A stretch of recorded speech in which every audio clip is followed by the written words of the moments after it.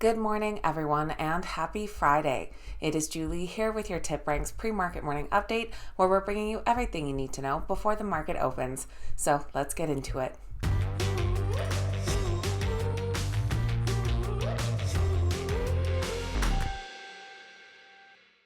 All right, guys, welcome back, and thank you all so much for being here. Merry Christmas, happy holidays. I hope you're all set for a wonderful Christmas weekend.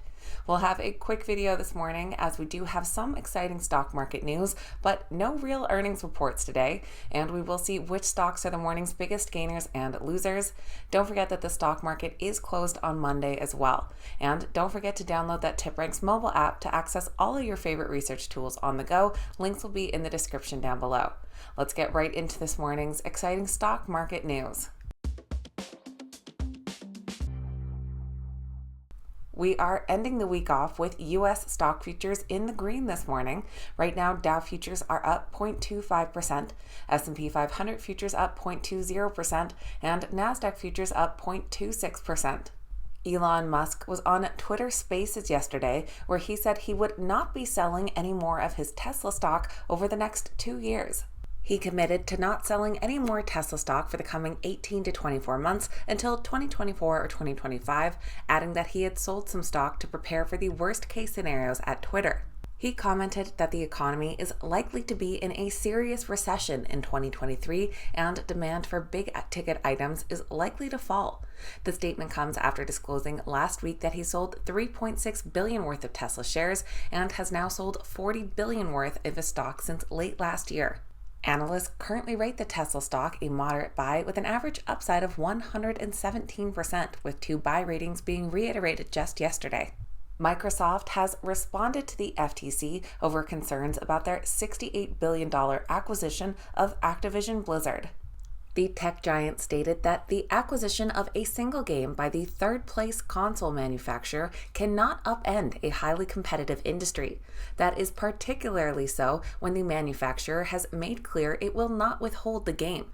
The fact that Xbox's dominant competitor has thus far refused to accept Xbox's proposal does not justify blocking a transaction that will benefit consumers. The game in question, of course, is their popular Call of Duty. Analysts currently rate the Microsoft stock a strong buy with an average upside of 22%. And shares of AMC are plunging after the company announced a new capital raise and proposed a reversed stock split. The company said they plan to raise $110 million in new capital through a sale of their APE units, which is a form of their preferred shares. They also proposed a reverse stock split of AMC common shares at a 1-to-10 ratio. They're requesting a special shareholder meeting to approve the reverse stock split. Not an analyst favorite, the stock is currently rated a moderate sell with an average downside of 28%. And with nothing really happening on the earnings calendar this morning, let's move right along to the morning's biggest gainers and losers.